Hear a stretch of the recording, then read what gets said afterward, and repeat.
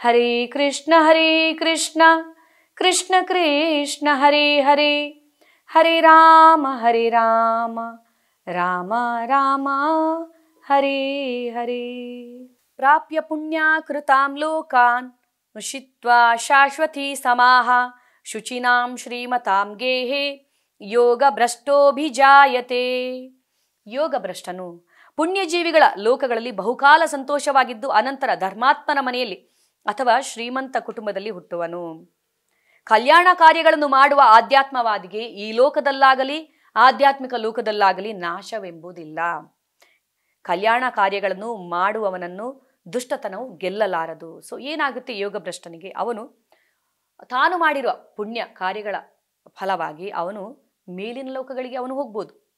ಅಲ್ಲಿ ಅವನು ಒಂದಷ್ಟು ದಿವಸ ಸಂತೋಷವನ್ನ ಅವನು ಪಡಿಬೋದು, ಸುಖವನ್ನ ಅನುಭವಿಸ್ಬೋದು. ಆಮೇಲೆ ಅವನಿಗೆ ಉತ್ತಮ ಜನ್ಮ ಸಿಗುತ್ತದೆ. ಧರ್ಮಾತ್ಮರ ಮನೆಯಲ್ಲಿ ಅಥವಾ ಶ್ರೀಮಂತರ ಕುಟುಂಬದಲ್ಲಿ ಅವನು ಹುಟ್ಟುವನು. ಯಾಕೆಂದ್ರೆ ಅವನು ಭಕ್ತಿಯನ್ನು ಮುಂದುವರಿಸುವಂತಹ ಈ ಮಾರ್ಗದಲ್ಲಿ, ಆಧ್ಯಾತ್ಮ ಮಾರ್ಗದಲ್ಲಿ, ಆಧ್ಯಾತ್ಮಿಕ ಹಾದಿಯಲ್ಲಿ ಮುಂದುವರಿಯುವಂತಹ ಎಲ್ಲ ಅವಕಾಶವನ್ನ ಅವನಿಗೆ ಕಲ್ಪಿಸಿ ಕೊಡಲಾಗುವುದು.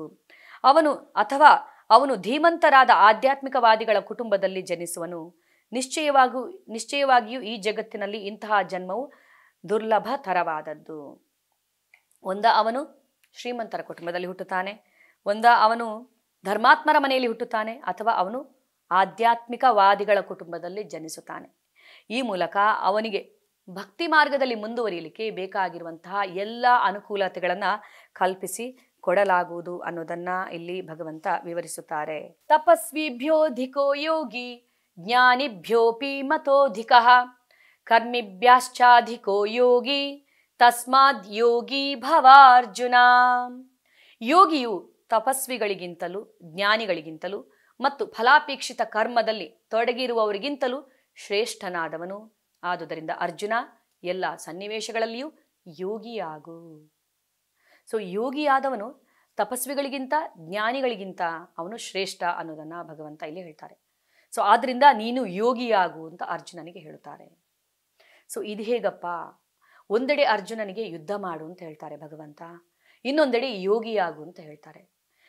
ಯುದ್ಧ ಮಾಡುವುದಂದ್ರೆ ಅವನು ಇಲ್ಲಿ ವೀರಾವೇಶದಿಂದ ಹೋರಾಡಬೇಕು ಯುದ್ಧ ಭೂಮಿಯಲ್ಲಿ.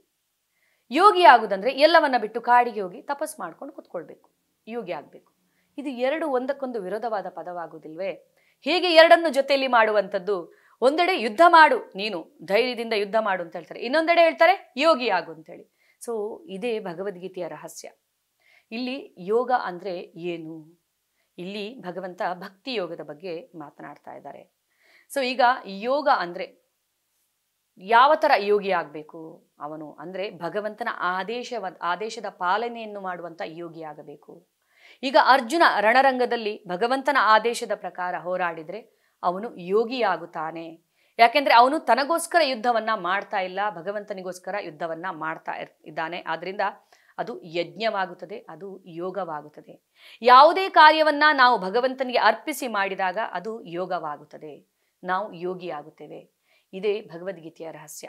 ಸೊ ನೀನು ಎಲ್ಲಾ ಕೆಲಸವನ್ನ ಭಗವಂತನಿಗೆ ಅರ್ಪಿಸಿ ಮಾಡು, ಆವಾಗ ನೀನು ಯೋಗಿ ಆಗುತ್ತೀಯ. ಅರ್ಜುನ, ನೀನು ಈಗ ನಾನು ಹೇಳಿದ ಹಾಗೆ ನನ್ನ ಆದೇಶದ ಪ್ರಕಾರ ನೀನು ಕಾರ್ಯವನ್ನ ಮಾಡಿದ್ರೆ ನೀನು ಯೋಗಿಗೆ ಸಮನಾಗುತ್ತಿ. ಆದ್ರಿಂದ ನಮ್ಮ ಕರ್ತವ್ಯವನ್ನ ನಾವು ನಿಭಾಯಿಸಲೇಬೇಕು. ಭಗವಂತನ ಸ್ಮರಣೆಯೊಂದಿಗೆ ಅಥವಾ ಭಗವಂತನಿಗೆ ಅರ್ಪಿಸಿ ನಾವು ನಿಭಾಯಿಸಬೇಕು. ಆವಾಗ ನಾವು ಇಲ್ಲಿ ಗೃಹಸ್ಥ ಜೀವನದಲ್ಲಿ ಇದ್ದುಕೊಂಡೇ ಪ್ರಾಪಂಚಿಕ ಚಟುವಟಿಕೆಗಳಲ್ಲಿ ನಾವು ತೊಡಗಿಕೊಂಡಿದ್ದರೆ ಕೂಡ ಭಗವಂತನಿಗೆ ಅದನ್ನು ಅರ್ಪಿಸಿ ನಾವು ಮಾಡಿದಾಗ ನಾವು ಯೋಗಿ ಆಗುತ್ತೇವೆ ಅನ್ನೋದನ್ನ ಇಲ್ಲಿ ಭಗವಂತ ವಿವರಿಸುತ್ತಾರೆ. ಯೋಗಿನಾಮಪಿ ಸರ್ವೇಷಾಂ ಮದ್ಗತೇನಾಂತರಾತ್ಮನ ಶ್ರದ್ಧಾವಾನ್ ಭಜತೆ ಯೋ ಮಾಂ ಸಮೇ ಯುಕ್ತ ತಮೋ ಮತಃ. ಯಾರು ಸದಾ ನನ್ನಲ್ಲಿಯೇ ಇರುವನು, ತನ್ನಲ್ಲಿರುವ ನನ್ನನ್ನು ಕುರಿತು ಚಿಂತಿಸುವನು, ನನ್ನನ್ನು ಭಜಿಸುವನೋ ಅವನೇ ಎಲ್ಲ ಯೋಗಿಗಳಲ್ಲಿ ಯೋಗದಲ್ಲಿ ನನ್ನೊಡನೆ ಅತ್ಯಂತ ಆತ್ಮೀಯವಾಗಿ ಒಂದಾಗಿರುವವನು ಮತ್ತು ಅವನೇ ಎಲ್ಲರಿಗಿಂತ ಶ್ರೇಷ್ಠನಾದವನು. ಇದು ನನ್ನ ಅಭಿಪ್ರಾಯ. ಸೊ ಈಗ 6ನೇ ಅಧ್ಯಾಯದ ಕೊನೆಗೆ ಭಗವಂತ ಹೀಗೆ ಹೇಳ್ತಾರೆ. ಸೊ ಯಾರು ನನ್ನಲ್ಲಿ ಇರುತ್ತಾನೋ, ತನ್ನಲ್ಲಿರುವ ನನ್ನನ್ನು ಕುರಿತು ಚಿಂತಿಸುತ್ತಾನೋ, ನನ್ನನ್ನು ಭಜಿಸುತ್ತಾನೋ, ಇದರ ಅರ್ಥ ಏನು? ಯಾರು ಭಕ್ತಿ ಮಾರ್ಗದಲ್ಲಿ ಬರುತ್ತಾನೋ ಅವನೇ ಶ್ರೇಷ್ಠ ಯೋಗಿ. ಸೊ ಭಗವಂತ ಇಲ್ಲಿ ಕರ್ಮಯೋಗದ ಬಗ್ಗೆ, ಈಗ ನಾವು ನೋಡಿದ್ದು ಕರ್ಮಿಗಳು ಯಾರು, ಕರ್ಮಕಾಂಡಿಗಳು ಯಾರು, ಸಕಾಮ ಕರ್ಮ ಯೋಗ, ನಿಷ್ಕಾಮ ಕರ್ಮಯೋಗ, ಜ್ಞಾನಿಗಳು ಯಾರು, ಅಷ್ಟಾಂಗ ಯೋಗ ಅಂದರೆ ಏನು, ಎಲ್ಲವನ್ನ ಭಗವಂತ ವಿವರಿಸಿದ್ರು. ಕೊನೆಗೆ ತನ್ನ ನಿರ್ಧಾರ ಏನು ಅನ್ನೋದನ್ನು, ತನ್ನ ಅಭಿಪ್ರಾಯವನ್ನ ಭಗವಂತ ಹೇಳ್ತಾರೆ. ಎಸ್, ಎಲ್ಲವನ್ನ ನಾನು ಬೋಧಿಸಿದೆ ನಿಜ, ಆದರೆ ಎಲ್ಲದಕ್ಕಿಂತ ಉತ್ತಮ ಯಾವುದು ನಿನಗೆ ಗೊತ್ತಾ? ಭಕ್ತಿಯೋಗ. ಅವನೇ ಶ್ರೇಷ್ಠ, ಭಕ್ತಿಯೋಗಿಯೇ ಶ್ರೇಷ್ಠ, ಭಕ್ತಿಯೋಗವೇ ಶ್ರೇಷ್ಠವಾದ ಯೋಗ ಅನ್ನೋದನ್ನ ಭಗವಂತ ಹೇಳ್ತಾರೆ. ಸೊ ಈಗ ಭಗವದ್ಗೀತೆಯಲ್ಲಿ ಕರ್ಮಿಗಳಿಗೆ ಕೂಡ ಸೊ ಅಂತತೋಗತ್ವ, ಭಗವಂತನ ಭಕ್ತಿಯೇ ಎಲ್ಲ ಅನ್ನೋದನ್ನ ಭಗವಂತ ಇಲ್ಲಿ ಹೇಳ್ತಾರೆ. ಕರ್ಮಯೋಗದಲ್ಲಿ ಕೂಡ ಅವರು ಭಕ್ತಿಯ ಮಹತ್ವವನ್ನ ಹೇಳ್ತಾರೆ. ಯಜ್ಞಾರ್ಥಾತ್ ಕರ್ಮಣೋ ಅನ್ಯತ್ರ ಲೋಕೋಯಂ ಕರ್ಮ ಬಂಧನಃ ತದರ್ಥಂ ಕರ್ಮ ಕೌಂತೆಯ ಮುಕ್ತ ಸಂಘ ಸಮಾಚರಃ. ಸೊ ಕರ್ಮಯೋಗದಲ್ಲೂ ಭಗವಂತ ಭಕ್ತಿಯ ಮಹತ್ವವನ್ನ ಹೇಳಿದ್ರು, ಭಗವಂತನ ಜೊತೆ ಕನೆಕ್ಟ್ ಆಗೋದ್ರಲ್ಲೇ ಇದೆ ಅನ್ನೋದನ್ನ ಹೇಳಿದ್ರು, ಅದರ ಉದ್ದೇಶ. ಸೊ ನೀನು ಯಾವುದೇ ಕರ್ಮವನ್ನ ಭಗವಂತನಿಗೆ ಅರ್ಪಿಸಿ ಮಾಡ್ಬೇಕು ಅನ್ನೋದನ್ನ. ಅದಾದ್ಮೇಲೆ ಯೋಗಿಗಳಲ್ಲಿ ಕೂಡ, ಈಗ ಯೋಗದಲ್ಲಿ ಕೂಡ ಭಕ್ತಿಯೋಗವೇ ಶ್ರೇಷ್ಠ ಅಂತ ಭಗವಂತ ಹೇಳ್ತಾರೆ. ಯೋಗಿನಾಮಪಿ ಸರ್ವೇಶ ಮದ್ಗತೇನಾಂತರಾತ್ಮನ ಶ್ರದ್ಧಾವಾನ್ ಭಜತೆ ಯೋಮಾಂ ಸಮಯುಕ್ತ ತಮೋಮತಃ. ಎಲ್ಲ ಯೋಗಿಗಳಲ್ಲಿ, ಎಲ್ಲ ಯೋಗದಲ್ಲಿ ಭಕ್ತಿಯೋಗವೇ ಶ್ರೇಷ್ಠ ಅಂತ ಹೇಳ್ತಾರೆ. ಸೊ ಜ್ಞಾನದಲ್ಲಿ ಕೂಡ, ಜ್ಞಾನಿಗಳಿಗೆ ಕೂಡ ಭಗವಂತ ಹೇಳ್ತಾರೆ, ಬಹುನಾಂ ಜನ್ಮನಾಮಂತೆ ಜ್ಞಾನವಾನ್ ಮಾಂ ಪ್ರಪದ್ಯತೆ ವಾಸುದೇವ ಸರ್ವಮಿತಿ ಸಮಹಾತ್ಮ ಸುದುರ್ಲಭ. ಎಷ್ಟೋ ಬಾರಿ, ಅನೇಕ ಬಾರಿ ಹುಟ್ಟಿ ಸತ್ತ ನಂತರ ವಾಸ್ತವವಾಗಿ ಜ್ಞಾನದಲ್ಲಿರುವವನಿಗೆ ಕೃಷ್ಣನೇ ದೇವೋತ್ತಮ ಪರಮಪುರುಷ, ಎಲ್ಲ ಕಾರಣಗಳ ಕಾರಣ ಅನ್ನೋದು ತಿಳಿಯುತ್ತದೆ. ಅಂಥ ಮಹಾತ್ಮನು ಸುದುರ್ಲಭ ಅಂತ ಹೇಳ್ತಾರೆ. ಸೊ ಕರ್ಮಿಗಳಿಗೆ, ಯೋಗಿಗಳಿಗೆ, ಜ್ಞಾನಿಗಳಿಗೆ, ಸೊ ಈ 3 ಜನರಿಗೆ ಕೂಡ ಕೊನೆಗೆ ಅಲ್ಟಿಮೇಟ್ ಆಗಿ ಅವರು ಭಕ್ತಿಯೆಡೆಗೆ ಬರಬೇಕು ಅನ್ನೋದನ್ನ ಇಲ್ಲಿ ಭಗವಂತ ಹೇಳ್ತಾರೆ. ಸೊ ಆದ್ದರಿಂದ ಯಾರು ಶ್ರೇಷ್ಠ? ಭಕ್ತಿ ಯೋಗಿಯೇ ಶ್ರೇಷ್ಠ ಅನ್ನೋದನ್ನ ಭಗವಂತ ಹೇಳ್ತಾರೆ. ಸೊ ಭಕ್ತಿ ಅಂದ್ರೆ, ಈಗ ಯೋಗ ಅಂದ್ರೆ ಏನು? ಹಾಗಾದ್ರೆ ನಾವು ಇದುವರೆಗೆ ತಿಳ್ಕೊಂಡಿದ್ದು ಯೋಗ ಅಂದ್ರೆ ಏನು? ಸೊ ಯೋಗ ಅಂದ್ರೆ ಉಸಿರಾಟದ ಒಂದು ವ್ಯಾಯಾಮ ಮಾಡುವಂಥದ್ದು, ಉಸಿರನ್ನ ನಿಯಂತ್ರಣದಲ್ಲಿ ಇಟ್ಟುಕೊಳ್ಳುವುದಾ, ಅಥವಾ ದೈಹಿಕ ವ್ಯಾಯಾಮ ಮಾಡುವಂಥದ್ದು, ಸೂರ್ಯ ನಮಸ್ಕಾರ ಮಾಡುವಂಥದ್ದು, ನಾವು ಆರೋಗ್ಯವಾಗಿರೋದಕ್ಕೆ ಮಾಡುವಂಥ ಯೋಗ, ಅದು ನಿಜವಾದ ಯೋಗನಾ? ಅಥವಾ ಹಿಮಾಲಯಕ್ಕೆ ಹೋಗಿ ಕುಳಿತುಕೊಂಡು ತಪಸ್ಸನ್ನ ಮಾಡುವುದು, ಇದು ಯೋಗನಾ? ಅಲ್ಲ. ಯೋಗ ಅಂದರೆ ಭಗವಂತನ ಜೊತೆ ಕನೆಕ್ಟ್ ಆಗುವುದನ್ನೇ ನಿಜವಾದ ಯೋಗ ಅಂತ ಹೇಳಲಾಗುತ್ತದೆ. ಯೋಗ ಯುಂಜಂ, ಯೋಗ ಅಂದರೆ union between individual consciousness and supreme consciousness. ಇದೇ ಯೋಗದ ನಿಜವಾದ ಅರ್ಥ. ಸೊ ಈಗ ಭಕ್ತಿ ಯೋಗದೆಡೆಗೆ ಹೋಗೋದಕ್ಕೆ ಬೇರೆ ಯೋಗಗಳು ಮೆಟ್ಟಿಲುಗಳು ಇದ್ದ ಹಾಗೆ. ಸಕಾಮ ಕರ್ಮಯೋಗ ಪ್ರತಿಫಲವನ್ನ ನಿರೀಕ್ಷಿಸಿ ಮಾಡುವಂಥದ್ದು, ನಿಷ್ಕಾಮ ಕರ್ಮಯೋಗ ಕರ್ತವ್ಯ ಅಂದುಕೊಂಡು ಫಲವನ್ನ ಭಗವಂತನಿಗೆ ಅರ್ಪಿಸಿ ಮಾಡುವಂಥದ್ದು, ಜ್ಞಾನಯೋಗ ಭಗವಂತನ ನಿರಾಕಾರ ಬ್ರಹ್ಮಜ್ಯೋತಿಯಲ್ಲಿ ಲೀನವಾಗುವುದನ್ನು ಅದರ ಬಗ್ಗೆ ಅವರು ಇಚ್ಛೆಯನ್ನು ಇಟ್ಕೊಂಡಿರುವಂಥದ್ದು, ಅಷ್ಟಾಂಗ ಯೋಗ ಸಿದ್ಧಿಯನ್ನ ಪಡೆದುಕೊಳ್ಳುವಂಥದ್ದು, ಮಿಸ್ಟಿಕ್ ಪವರನ್ನು ಪಡೆದುಕೊಳ್ಳುವಂಥದ್ದು. ಸೊ ಇವೆಲ್ಲವೂ ಭಕ್ತಿಯೋಗದೆಡೆಗೆ ಹೋಗುವಂಥ ಮಾರ್ಗಗಳು, ಅಂದರೆ ಸ್ಟೆಪ್ಸ್ಗಳು. ಹಾಗೆ ಅಂತೇಳಿ ನಾವು ಸ್ಟೆಪ್ಸ್ ಮೂಲಕ ಹೋಗಬೇಕಾಗಿಲ್ಲ, ಎಕ್ಸ್ಪ್ರೆಸ್ ಎಲಿವೇಟರ್ ಮೂಲಕ ನಾವು ಹೋಗ್ಬೋದು ಭಕ್ತಿಯೆಡೆಗೆ. ಈಗ 100 ಮಹಡಿ ಇರುವಂತಹ ಒಂದು ಕಟ್ಟಡ, ಬಿಲ್ಡಿಂಗಿಗೆ ನೀವು ಮೆಟ್ಟಿಲುಗಳ ಮೂಲಕ ಹೋಗ್ತೀರಾ, ಲಿಫ್ಟ್ ಮೂಲಕ ಹೋಗ್ತೀರಾ? ಮೆಟ್ಟಿಲುಗಳ ಮೂಲಕ ಹೋಗ್ಬೋದು, ಆಗಲ್ಲ ಅಂಥೇಳಿ ಅಲ್ಲ, ಆದರೆ ಕಷ್ಟಕರವಾದದ್ದು ಅದು ಅಲ್ವಾ. ತುಂಬ ಪರಿಶ್ರಮ ಪಡಬೇಕಾಗತ್ತೆ. 100 ಮಹಡಿಯನ್ನು ಹತ್ತಬೇಕಂತಿದ್ರೆ ತುಂಬ ಸಮಯ ಬೇಕು ತಲುಪೋದಕ್ಕೆ ನೀವು. ಸೊ ಎಕ್ಸ್ಪ್ರೆಸ್ ಎಲಿವೇಟರ್ ಇದೆ, ಅಲ್ಲಿ ಎಲಿವೇಟರ್ ಇದೆ, ಅದು ಡೈರೆಕ್ಟ್ ನಿಮ್ಮನ್ನು ಕರ್ಕೊಂಡು ಹೋಗುತ್ತೆ ಅಲ್ಲಿಗೆ ಅಂತ ಆದಾಗ ಬುದ್ಧಿವಂತರಾದವರು ಎಲಿವೇಟರ್ ಮೂಲಕನೇ ಹೋಗ್ತಾರೆ. ಅದೇ ಥರ ಭಕ್ತಿ ಯೋಗ ಅನ್ನುವಂಥದ್ದು ಎಕ್ಸ್ಪ್ರೆಸ್ ಎಲಿವೇಟರ್, ಭಗವಂತನ ಎಡೆಗೆ ನಾವು ಹೋಗೋದಕ್ಕೆ. ಬೇರೆ ಯೋಗಗಳು ಅದು ಮೆಟ್ಟಿಲುಗಳು ಇದ್ದ ಹಾಗೆ ಅನ್ನೋದನ್ನು ನಾವಿಲ್ಲಿ ಅರ್ಥ ಮಾಡ್ಕೊಳ್ಬೇಕು. ಸೊ ಭಕ್ತಿಯೋಗ ತುಂಬ ಸರಳವಾದದ್ದು, ಸುಲಭವಾದದ್ದು. ಇದು ಕನಿಷ್ಠ ಪ್ರಯತ್ನ ಗರಿಷ್ಠ ಫಲಿತಾಂಶವನ್ನು ಕೊಡುವಂಥದ್ದು. ಅತ್ಯಲ್ಪ ಪ್ರಯತ್ನ ಅತ್ಯಧಿಕ ಫಲಿತಾಂಶವನ್ನು ಕೊಡುವಂಥದ್ದು ಭಕ್ತಿಯೋಗ. ಯಾವ ಅರ್ಹತೆಗಳು ಬೇಕಾಗಿಲ್ಲ, ಆಬಾಲ ವೃದ್ಧರಾದಿಯಾಗಿ ಯಾರು ಕೂಡ ಇದನ್ನು ಅಭ್ಯಾಸ ಮಾಡ್ಬೋದು. ಸಂಪೂರ್ಣ ನಮ್ಮನ್ನು ಪಾಪ ಮುಕ್ತವನ್ನಾಗಿಸುತ್ತದೆ. ಸೊ ಭಗವಂತನ ನಿಯಂತ್ರಣದಲ್ಲಿ ನಾವು ಇರುತ್ತೇವೆ. ಸೊ ಭಗವಂತ ವೈಯಕ್ತಿಕವಾಗಿ ನಮ್ಮ ರಕ್ಷಣೆಯನ್ನು ಅವರು ಮಾಡುತ್ತಾರೆ ಅಂತ ಆಶ್ವಾಸನೆಯನ್ನು ಅವರು ನೀಡುತ್ತಾರೆ. ಯಾವ ಥರ ಭಕ್ತಿಯನ್ನು ನಾವು ಮಾಡ್ಬೋದು? ಈಗ ಭಕ್ತಿ ಅಂದರೆ ಏನು? ಭಕ್ತಿ ಅಂದರೆ ಭಗವಂತನ ಜೊತೆ ಪ್ರೀತಿಪೂರ್ವಕ ಸಂಬಂಧವನ್ನು ಸ್ಥಾಪಿಸುವುದೇ ಭಕ್ತಿ. ಸೊ ಭಕ್ತಿ ಅಂದರೆ ಭಯದಿಂದ ನಾವು ಕರ್ತವ್ಯ ಅಂದ್ಕೊಂಡು ಕೈ ಮುಕ್ಕೊಂಡು ನಾವು ಕೇಳುವಂಥದ್ದು ಅದು ಭಕ್ತಿ ಅಲ್ಲ. ಭಕ್ತಿ ಅಂದರೆ ಪ್ರೀತಿಯಿಂದ ಮಾಡುವಂಥದ್ದು. ಭಗವಂತನ ಜೊತೆ ನಮ್ಮ ಸಂಬಂಧ ಅನಾದಿ ಕಾಲದಿಂದ ಇದೆ, ಆದರೆ ನಾವು ಅದನ್ನು ಮರೆತಿದ್ದೇವೆ. ಅದನ್ನು ಪುನರ್ಸ್ಥಾಪಿಸುವಂಥ ಕಾರ್ಯವೇ ಭಕ್ತಿ. ಸೊ ಪ್ರೀತಿಯಿಂದ ಭಗವಂತನ ಜೊತೆ ಸಂಬಂಧವನ್ನು ಸ್ಥಾಪಿಸ್ಬೇಕಂತಿದ್ರೆ ನಾವು ಈ 5 ಥರದ ಸಂಬಂಧದಲ್ಲಿ ಯಾವುದಾದ್ರೂ ಒಂದು ಥರದ ಸಂಬಂಧವನ್ನು ಭಗವಂತನ ಜೊತೆ ಸ್ಥಾಪಿಸಬಹುದು. ಶಾಂತ, ದಾಸ್ಯ, ಸಾಖ್ಯ, ವಾತ್ಸಲ್ಯ, ಮಾಧುರ್ಯ. ದಾಸ್ಯರಸ ಅಂದರೆ ಏನು? ಭಗವಂತನನ್ನ ಪರಮ ಪ್ರಭುವಾಗಿ ಸ್ವೀಕರಿಸುವಂಥದ್ದು. ಹನುಮಾನ್ ಶ್ರೀರಾಮಚಂದ್ರನನ್ನ ಪ್ರಭುವನ್ನಾಗಿ ಸ್ವೀಕರಿಸಿದ ಹಾಗೆ. ಸಾಖ್ಯ ಅಂದರೆ ಭಗವಂತನನ್ನ ನಮ್ಮ ಸ್ನೇಹಿತನನ್ನಾಗಿ ನಾವು ತಿಳಿದುಕೊಂಡು ಸೇವೆಯನ್ನ ಮಾಡುವಂಥದ್ದು. ಅರ್ಜುನ ಕೃಷ್ಣನ ಸಖನಾಗಿ ಕೃಷ್ಣನ ಸೇವೆಯನ್ನ ಮಾಡಿದ. ವೃಂದಾವನದಲ್ಲಿರುವಂಥ ಗೋಪ ಬಾಲಕರು ಹೇಗೆ ಅವರು ಸಖರಾಗಿ ಇದ್ರು ಕೃಷ್ಣನದು. ವಾತ್ಸಲ್ಯ ಭಾವ, ಮಾತೆ ಯಶೋದೆ, ನಂದ ಮಹಾರಾಜ, ವಸುದೇವ, ದೇವಕಿ, ರೋಹಿಣಿ ಇವರೆಲ್ಲ ಕೃಷ್ಣನನ್ನ ವಾತ್ಸಲ್ಯ ರೂಪದಲ್ಲಿ ಪ್ರೀತಿಸಿದ್ರು. ವಾತ್ಸಲ್ಯ ಭಾವದಲ್ಲಿ ಕೃಷ್ಣ ಅದೇ ಥರ ಅವರ ಪುತ್ರನಾಗಿ ಅವರ ಭಕ್ತಿಗೆ ಸ್ಪಂದಿಸಿದ. ಇನ್ನು ಮಾಧುರ್ಯ ಭಾವ, ಗೋಪಿಯರು ಪ್ರೇಮಿಯಾಗಿ ಅವರು ಕೃಷ್ಣನ ಸೇವೆಯನ್ನ ಮಾಡಿದ್ರು. ಕೃಷ್ಣ ಪ್ರೇಮಿಯಾಗಿ ಅವರ ಭಕ್ತಿಗೆ ಸ್ಪಂದಿಸಿದ. ಯಾವ ಯಾವ ಭಾವದಲ್ಲಿ ನೀನು ಭಕ್ತಿಯನ್ನ ಮಾಡುತ್ತೀಯೋ ಅದೇ ಭಾವದಲ್ಲಿ ನಾನು ನಿನಗೆ ಸ್ಪಂದಿಸುತ್ತೇನೆ ಅನ್ನೋದನ್ನ ಕೃಷ್ಣ ಹೇಳ್ತಾರೆ. ಆದ್ರಿಂದ ಈ 4 ರಸಗಳಲ್ಲಿ ಯಾವುದನ್ನಾದರೂ ನೀವು ಆರಿಸಬಹುದು. ಆದರೆ ಮಾಧುರ್ಯ ರಸ ಅನ್ನುವಂಥದ್ದು ಅದು ಅತ್ಯುನ್ನತವಾದದ್ದು. ಅದು ಅಷ್ಟು ಸುಲಭವಾಗಿ ನಮಗೆ ಸಿಗುವಂಥದ್ದು ಅಲ್ಲ. ಮೊದಲಿಗೆ ನಾವು ದಾಸ್ಯ ಅಥವಾ ಸಾಖ್ಯದ ಮೂಲಕ ಪ್ರಾರಂಭಿಸಬಹುದು ಭಗವಂತನ ಜೊತೆ ಸಂಬಂಧವಂತೂ ನಾವು ಸ್ಥಾಪಿಸಲೇಬೇಕು ಭಗವಂತನ ಜೊತೆ. ಯಾಕೆಂದ್ರೆ ಈ ಸಂಬಂಧ ಅದು ವೃದ್ಧಿಯಾಗುತ್ತಾ ಹೋಗುತ್ತೆ. ಕೊನೆಗೆ ಅದು ನಮಗೆ ಪರಿಪೂರ್ಣತೆಯನ್ನ ತಂದು ಕೊಡುತ್ತದೆ. ಹೇಗೆ ನಾವು ಸಂಬಂಧವನ್ನ ಸ್ಥಾಪಿಸಬಹುದು ಭಗವಂತನ ಜೊತೆ? ಸೊ ಭಗವಂತನ ನಾಮ ಜಪವನ್ನ ಮಾಡೋದ್ರ ಮೂಲಕ, ಭಗವಂತನ ಬಗ್ಗೆ ಶ್ರವಣವನ್ನ ಮಾಡೋದ್ರ ಮೂಲಕ, ನಾವು ಏನನ್ನ ತಿನ್ನುತ್ತೀವೋ ಅದನ್ನ ಭಗವಂತನಿಗೆ ಅರ್ಪಿಸಿ ತಿನ್ನುವುದರ ಮೂಲಕ ನಮ್ಮ ಮತ್ತು ಭಗವಂತನ ನಡುವಿನ ಸಂಬಂಧ ಸ್ಥಾಪಿತವಾಗುತ್ತೆ. ಅದು ವೃದ್ಧಿಯಾಗುತ್ತಾ ಹೋಗುತ್ತೆ. ಸೊ ಅದನ್ನೇ ಭಕ್ತಿ ಅಂತ ಹೇಳಲಾಗುತ್ತದೆ. ಸೊ ಭಕ್ತಿಯನ್ನ ಮಾಡೋದಕ್ಕೆ ಇರುವಂಥ ಸುಲಭವಾದ ಮಾರ್ಗ ಒಂದೊಂದು ಯುಗಕ್ಕೆ ಅಂದರೆ ಯಾವುದು ಅನ್ನೋದನ್ನ ನೋಡೋಣ. ಈಗ ಒಂದೊಂದು ಯುಗಕ್ಕೆ ಒಂದೊಂದು ಧರ್ಮವನ್ನ ಹೇಳಲಾಗಿದೆ.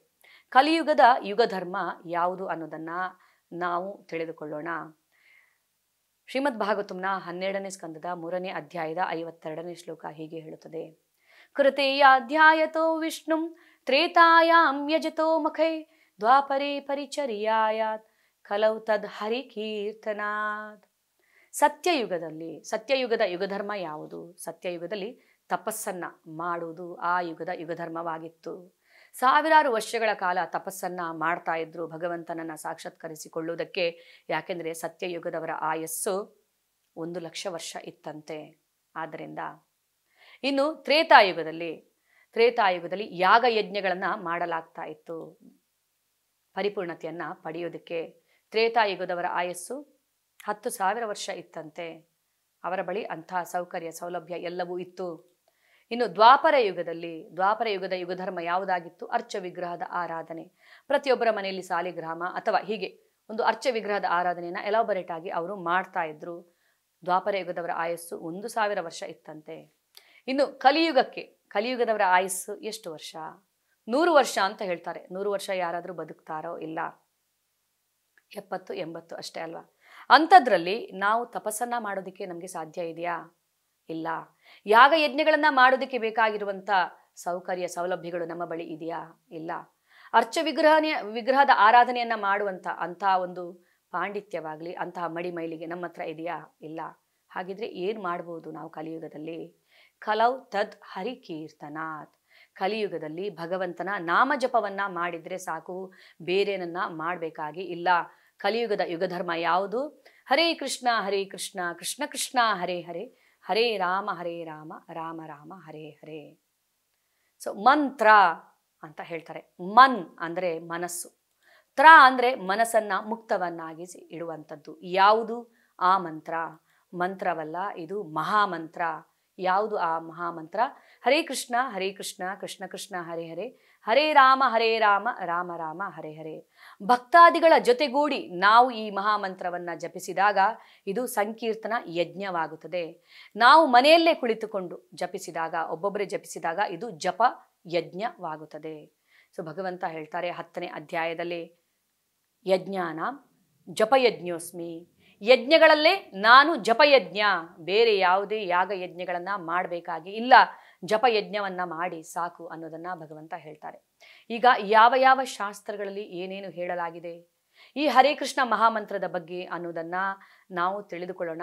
ಹಲವಾರು ಶಾಸ್ತ್ರಗಳ ಪ್ರಮಾಣ ಹಲವಾರಿದೆ, ಅದರಲ್ಲಿ ಒಂದಷ್ಟನ್ನು ಮಾತ್ರ ಆರಿಸಿ ನಾನು ನಿಮಗೆ ವಿವರಿಸಲಿದ್ದೇನೆ.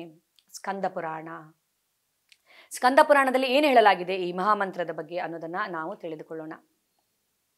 ಗೋಕೋಟಿ ದಾನಂ ಗೃಹಣೇ ಖಗಸ್ಯ ಪ್ರಯಾಗ ಗಂಗೋದಕ ಕಲ್ಪವಾಸಃ ಯಜ್ಞಾಯುತಂ ಮೇರು ಸ್ವರ್ಣ ದಾನಂ ಗೋವಿಂದ ಕೀರ್ತೇರ್ ನ ಸಮಂ ಶತಾಂಶೇ. ಒಬ್ಬನು ಸೂರ್ಯಗ್ರಹಣದ ದಿವಸ 1,000,000 ಹಸುವನ್ನ ದಾನವನ್ನಾಗಿ ಕೊಟ್ಟರೆ ಎಷ್ಟು ಪುಣ್ಯ ಬರುತ್ತದೋ, ಪ್ರಯಾಗದಲ್ಲಿ ಅವನು 1 ಕಲ್ಪಗಳ ಕಾಲ ವಾಸ ಮಾಡಿದರೆ ಎಷ್ಟು ಪುಣ್ಯ ಬರುತ್ತದೋ, 10,000 ಯಜ್ಞಗಳನ್ನು ಮಾಡಿ ಅವನು ಸುಮೇರು ಪರ್ವತದಷ್ಟು ಚಿನ್ನವನ್ನ ದಾನವನ್ನಾಗಿ ಕೊಟ್ಟರೆ ಎಷ್ಟು ಪುಣ್ಯ ಬರುತ್ತದೋ, ಹರೇ ಕೃಷ್ಣ ಮಹಾಮಂತ್ರವನ್ನ ಜಪಿಸಿದಾಗ ಬರುವಂತಹ ಪುಣ್ಯದಿಂದ ಈ ಎಲ್ಲ ಪುಣ್ಯಗಳು 100ನೇ 1 ಭಾಗದಷ್ಟು ಅಷ್ಟೇ. ಸೊ ಇವೆಲ್ಲ ಮಾಡಿದರೆ ನಿಮಗೆ 1% ಪುಣ್ಯ ಬರುತ್ತೆ, ಹರೇ ಕೃಷ್ಣ ಮಹಾಮಂತ್ರ ಮಾಡಿದರೆ 100% ಪುಣ್ಯ. ಸೊ ಇವೆಲ್ಲ ಮಾಡೋದು ಹೇಗೆ? ಹರೇ ಕೃಷ್ಣ ಮಹಾಮಂತ್ರ ಜಪಿಸಿದ್ರ 100ನೇ 1 ಭಾಗದಷ್ಟು ಪುಣ್ಯ ಅಷ್ಟೇ ಬರುತ್ತೆ ಅಂತೇಳಿ ಈಗ ನೀವು ಊಹಿಸಿಕೊಳ್ಳಿ ಹರೇ ಕೃಷ್ಣ ಮಹಾಮಂತ್ರಕ್ಕೆ ಎಷ್ಟು ಪವರ್ ಇದೆ ಈ ಕಲಿಯುಗದಲ್ಲಿ ಅನ್ನೋದನ್ನು ನಾವು ಅರ್ಥ ಮಾಡ್ಕೊಳ್ಬೋದು. ಶ್ರೀಮದ್ ಭಾಗವತಂನ 12ನೇ ಸ್ಕಂದದ 13ನೇ ಅಧ್ಯಾಯದ 23ನೇ ಶ್ಲೋಕ. ನಾಮ ಸಂಕೀರ್ತನಂ ಯಸ್ಯ ಸರ್ವ ಪಾಪ ಪ್ರಣಾಶನಂ ಪ್ರಣಾಮೋ ದುಃಖ ಶಮನಸ್ ತಂ ನಾಮಾಮಿ ಹರಿಂ ಪರಂ. ಭಗವಂತನ ನಾಮ ಸಂಕೀರ್ತನೆ ಎಲ್ಲ ಪಾಪವನ್ನ ಅದು ನಾಶ ಮಾಡಬಲ್ಲದು. ಸೊ ಭಗವಂತನಿಗೆ ನಾವು ಪ್ರಣಾಮವನ್ನ ಮಾಡೋದ್ರಿಂದ, ನಮಸ್ಕಾರವನ್ನ ಮಾಡೋದ್ರಿಂದ ಸೊ ನಾವು ಭವಬಂಧನದಿಂದ ಪಾರಾಗಬಹುದು. ಅಂತಹ ಹರಿಗೆ ನನ್ನ ಪ್ರಣಾಮಗಳು ಅಂತ ಇಲ್ಲಿ ಪ್ರಾರ್ಥನೆಯನ್ನ ಸಲ್ಲಿಸಲಾಗ್ತಾ ಇದೆ. ಇದು ನಾರಾಯಣ ಸಂಹಿತದಲ್ಲಿ ಹೀಗೆ ಹೇಳಲಾಗಿದೆ. ದ್ವಾಪರೇ ಜನೇರ್ ವಿಷ್ಣು ಪರಿಚರ್ಯಾಸ್ತು ಕೇವಲಂ ಖಲೌತು ನಾಮ ಮಾತ್ರೇಣ ಪೂಜ್ಯತೆ ಭಗವಾನ್ ಹರಿಯು. ಈ ಕಲಿಯುಗದಲ್ಲಿ ಜನರು ಸರಳವಾಗಿ ಭಗವಂತನ ನಾಮಜಪವನ್ನ ಮಾಡಿದರೆ ಸಾಕು, ಬೇರೇನನ್ನ ಅವರು ಮಾಡಬೇಕಾಗಿ ಇಲ್ಲ ಅನ್ನೋದನ್ನ ನಾರಾಯಣ ಸಂಹಿತ ಹೇಳುತ್ತದೆ. ಇದು ಕಲಿಸಂತರಣ ಉಪನಿಷತ್ತು. 108 ಉಪನಿಷತ್ತುಗಳಲ್ಲಿ ಒಂದಾಗಿರುವಂಥ ಕಲಿಸಂತರಣ ಉಪನಿಷತ್ತು ಏನು ಹೇಳುತ್ತದೆ ಅಂತೇಳಿ ನಾವು ಕೇಳೋಣ. ಹರೇ ಕೃಷ್ಣ ಕೃಷ್ಣ ಕೃಷ್ಣ ಹರೇ ಹರೇ, ಹರೇ ರಾಮ ರಾಮ ರಾಮ ಹರೇ ಹರೇ, ಇತಿ ಷೋಡಶಕಂ ನಾಮ್ನಂ ಕಲಿಕಲ್ಮಶನಾಶನಂ ನತ್ತೋ ಪರತರೋಪಾಯತ್ ಸರ್ವವೇದೇಶು ದೃಶ್ಯತೆ. ಇಲ್ಲಿ ಈ ಮಂತ್ರವನ್ನ ಹೇಳಿಯೇ ಹೇಳಲಾಗಿದೆ. ಸೊ ಕೆಲವರು ತಿಳ್ಕೊಳ್ತಾರೆ ಹರೇ ಕೃಷ್ಣ ಮಹಾಮಂತ್ರವನ್ನ ಇಸ್ಕಾನ್ನವರು ಮ್ಯಾನುಫ್ಯಾಕ್ಚರ್ ಮಾಡಿದ್ದು ಅಂತೇಳಿ. ಆದರೆ ಇದನ್ನ ಇಸ್ಕಾನ್ನವರು ಮ್ಯಾನುಫ್ಯಾಕ್ಚರ್ ಮಾಡಿದ್ದಲ್ಲ, ಶಾಸ್ತ್ರಗಳಲ್ಲಿ ಯಾವಾಗಲೂ ಇದನ್ನು ಹೇಳಲಾಗಿದೆ. ಎಷ್ಟೆಷ್ಟು ವರ್ಷಗಳ, ಸಾವಿರಾರು ವರ್ಷಗಳ ಹಿಂದೆ ಈ ಹರೇ ಕೃಷ್ಣ ಮಹಾಮಂತ್ರದ ಬಗ್ಗೆ ವಿವರಿಸಲಾಗಿದೆ. ಕಲಿಸಂತರಣ ಉಪನಿಷತ್ತು, ಸೊ ವೇದಗಳ ಜ್ಞಾನಕಾಂಡದಲ್ಲಿ ಬರುತ್ತದೆ ಉಪನಿಷತ್ತು ಅಲ್ವಾ. ಉಪನಿಷತ್ತುಗಳಲ್ಲಿ ವೇದಗಳಲ್ಲಿ ಕೂಡ ಇದನ್ನು ಹೇಳಲಾಗಿದೆ. ಈ ಮಹಾಮಂತ್ರವನ್ನ ಹೇಳಿಯೇ ಹೇಳಲಾಗಿದೆ. ಹರೇ ಕೃಷ್ಣ ಕೃಷ್ಣ ಕೃಷ್ಣ ಹರೇ ಹರೇ, ಹರೇ ರಾಮ ರಾಮ ರಾಮ ಹರೇ ಹರೇ, ಇತಿ ಷೋಡಶಕಂ ನಾಮ್ನಂ. ಈ 16 ನಾಮಗಳುಳ್ಳ 16 ಶಬ್ದಗಳುಳ್ಳ ಈ ಮಹಾಮಂತ್ರ ಅಂತಾನೆ ಹೇಳಲಾಗಿದೆ, ಷೋಡಶಕಂ ನಾಮ್ನಂ ಅಂತೇಳಿ. ಇದು ಕಲಿ ಕಲ್ಮಶ ನಾಶನಂ ನತ್ತ ಪರತರೋತ್ಪಾಯ, ಬೇರೆ ಯಾವುದೇ ಮಾರ್ಗ ಇಲ್ಲ ಈ ಕಲಿಯುಗದಲ್ಲಿ ಅಂತೇಳಿ. ಈ ವೇದಗಳಲ್ಲಿ ವೈದಿಕ ಸಾಹಿತ್ಯವನ್ನೆಲ್ಲ ಹುಡುಕಾಟವನ್ನು ನಡೆಸಿದ ನಂತರ, ಎಲ್ಲ ಸಾಹಿತ್ಯದಲ್ಲಿ ಸಂಶೋಧನೆಯನ್ನು ನಡೆಸಿದ ನಂತರ ಇದರಷ್ಟು ಒಂದು ಸುಲಭವಾದ ಮತ್ತು ಇದರಷ್ಟು ಒಂದು ಶ್ರೇಷ್ಠವಾದ, ಇದರಷ್ಟು ಪವರ್ಫುಲ್ ಆಗಿರುವಂಥ ಒಂದು ಮಂತ್ರ ಇನ್ಯಾವುದು ಇಲ್ಲ ಅಂತ ಇಲ್ಲಿ ಹೇಳಲಾಗಿದೆ ಕಲಿಸಂತರಣ ಉಪನಿಷತ್ತಲ್ಲಿ. ಹರೇ ಕೃಷ್ಣ ಮಹಾಮಂತ್ರ ಇದು ತುಂಬಾನೇ ಒಂದು ದಿವ್ಯವಾಗಿರುವಂಥದ್ದು, ಅಲೌಕಿಕವಾಗಿರುವಂಥದ್ದು, ಕಲಿಯುಗದ ಜನರನ್ನ ಉದ್ಧಾರ ಮಾಡೋದಕ್ಕೆ ಇರುವಂಥದ್ದು ಅಂತ ವಿವರಿಸಲಾಗಿದೆ. ಹರೇ ನಾಮ ಹರೇ ನಾಮ ಇವ ಕೇವಲಂ ಕಲೌ ನಾಸ್ತೇವ ಗತಿರನ್ಯತಾ. ಇಲ್ಲಿ 3 ಬಾರಿ ಒತ್ತು ಕೊಟ್ಟು ಹೇಳಲಾಗಿದೆ ಚೈತನ್ಯ ಚರಿತಾಮೃತ ಆದಿಲೀಲದಲ್ಲಿ. ಸೊ ಹರಿನಾಮ ಕೇವಲಂ ಕಲವು ನಾಸ್ತೇವ ಗತಿರನ್ಯತಾ. ಯಾವುದೇ ಒಂದು ವಿಷಯವನ್ನ 3 ಬಾರಿ ಹೇಳಿದಾಗ ಅದರ ಮಹತ್ವ ಎಷ್ಟು ಅನ್ನೋದನ್ನ ನಾವು ತಿಳಿದುಕೊಳ್ಬೋದು. ಹರಿನಾಮ ಒಂದೇ ಮಾರ್ಗ, ನಮಗೆ ಬೇರೆ ಯಾವುದೇ ದಾರಿ ಇಲ್ಲ ಈ ಕಲಿಯುಗದಲ್ಲಿ ಅಂತ ಹೇಳಲಾಗಿದೆ. ಶ್ರೀಮದ್ ಭಾಗವತಂನ 12ನೇ ಸ್ಕಂದದ 3ನೇ ಅಧ್ಯಾಯದ 51ನೇ ಶ್ಲೋಕ. ಕಲೇರ್ದೋಷ ನಿಧಿ ರಾಜನ್ ಅಸ್ತಿ ಏಕೋ ಮಹಾನ್ ಗುಣಾನ್ ಕೀರ್ತನಾದ್ ಏವ ಕೃಷ್ಣಸ್ಯ ಮುಕ್ತ ಸಂಗಾ ಪರಾಂ ವ್ರಜೇತ್. ಕಲಿಯುಗ ದೋಷಗಳ ನಿಧಿಯಾಗಿ ಹೋಗಿದೆ ಹೇ ರಾಜನೇ. ಸೊ ಪರೀಕ್ಷಿತ ಮಹಾರಾಜನಿಗೆ ಶುಕದೇವ ಗೋಸ್ವಾಮಿ ಹೇಳ್ತಾರೆ, ಹೇ ರಾಜನೇ, ಕಲಿಯುಗ ದೋಷಗಳ ನಿಧಿ. ಇಲ್ಲಿ ಎಲ್ಲ ಕೆಟ್ಟ ಘಟನೆಗಳು, ಕೆಟ್ಟ ವಿಷಯಗಳು ಅಂದರೆ ಎಲ್ಲ ಅಂದರೆ ಒಂದು ದುಷ್ಟ ಶಕ್ತಿಗಳು ಅಂದರೆ ವಿಧ್ವಂಸಕ ಕೃತ್ಯಗಳನ್ನು ಮಾಡುವಂಥದ್ದು ಎಲ್ಲವೂ ದೋಷಗಳೇ ಇದೆ ಈ ಕಲಿಯುಗದಲ್ಲಿ. ಸೊ ದೋಷಗಳ ನಿಧಿಯಾಗಿದೆ ಈ ಕಲಿಯುಗ. ಏನು ಮಾಡೋದು? ಆದರೆ ಅಸ್ತಿ ಏಕೋ ಮಹಾನ್ ಗುಣಾನ್, ಒಂದೇ ಒಂದು ಮಹಾಗುಣ ಇದೆ. ಸೊ ಈ ಕಲಿಯುಗ ದೋಷಗಳ ನಿಧಿಯಾಗಿದೆ. ತುಂಬ ದುರಾದೃಷ್ಟವಂತರು ಕಲಿಯುಗದಲ್ಲಿ ಇರುವವರು. ಆದರೆ ಅವರಿಗೆ ಅದೃಷ್ಟವನ್ನು ತರುವಂಥದ್ದು ಒಂದು ಇದೆ. ಅಸ್ತಿ ಏಕೋ ಮಹಾನ್ ಗುಣಾನ್, ಒಂದು ಮಹಾಗುಣ ಇದೆ. ಏನದು ಮಹಾಗುಣ? ಕೀರ್ತನಾದ್ ಏವ ಕೃಷ್ಣಸ್ಯ ಮುಕ್ತ ಸಂಘ ಪರಂ ವ್ರಜೇತ್. ಕೃಷ್ಣನ ನಾಮಕೀರ್ತನೆಯನ್ನ, ನಾಮ ಜಪವನ್ನ ಮಾಡುವುದರಿಂದ ಅವನು ಈ ಕಲಿಯುಗದ ಕಲ್ಮಶಗಳಿಂದ ಅವನು ಮುಕ್ತನಾಗಬಹುದು. ಸೊ ಇದು ತುಂಬ ಸುಲಭೋಪಾಯ, ತುಂಬ ಸರಳವಾದದ್ದನ್ನು ಕೊಡಲಾಗಿದೆ. ಯಾಕೆಂದರೆ ಈಗ ಸ್ಕೂಲಲ್ಲಿ ಎಲ್ಲ ದಡ್ಡ ಮಕ್ಕಳೇ ಇದ್ದಾಗ ಪಾಸ್ ಮಾಡುವಂಥ ಮಾರ್ಕ್ಸನ್ನು ಕಡಿಮೆ ಮಾಡಬೇಕಾಗುತ್ತಲ್ಲ. ಪಾಸಿಂಗ್ ಮಾರ್ಕ್ಸನ್ನೇ 50 ಮಾರ್ಕ್ಸನ್ನು ಪಡೀಬೇಕು ಅಂತ ಮಿನಿಮಮ್ ಪಾಸ್ ಆಗಬೇಕಿದೆ. ಆದರೆ ಯಾರು 50 ಪಡೀತಾ ಇಲ್ಲ ಅಂತ ಆದಾಗ ಓಕೆ, ನೋ ಪ್ರಾಬ್ಲಮ್, 35 ಮಾಡೋಣ, ಅಟ್ಲೀಸ್ಟ್ ಅವ್ರು ಪಾಸ್ ಆಗಲಿ ಅಂತೇಳಿ. ಸೊ 35 ಆದರೂ ಅವರು ಪಡೀಲಿ ಅಂತೇಳಿ ಅಲ್ವಾ ಪಾಸಿಂಗ್ ಮಾರ್ಕ್ಸನ್ನು ಕಡಿಮೆ ಮಾಡ್ತಾರೆ. ಹಾಗೆ ಕಲಿಯುಗದ ಜನರಿಗೆ ಯಾಗ ಯಜ್ಞ, ಹೋಮ ಹವನ, ಜಪ ತಪ್ಪು ಇದೆಲ್ಲ ಮಾಡೋಕ್ಕಾಗಲ್ಲ. ಸುಲಭವಾದದ್ದನ್ನು ಕೊಡೋಣ. ಯಾವುದದು? ಜಸ್ಟ್ ಹರೇ ಕೃಷ್ಣ ಮಹಾಮಂತ್ರವನ್ನು ಜಪಿಸಲಿ, ಅವರಿಗೆ ಎಲ್ಲ ಫಲ ಸಿಗುವಂತಾಗಲಿ ಅನ್ನೋದ್ರಿಂದ ಸೊ ಇದನ್ನು ಹೇಳಲಾಗಿದೆ.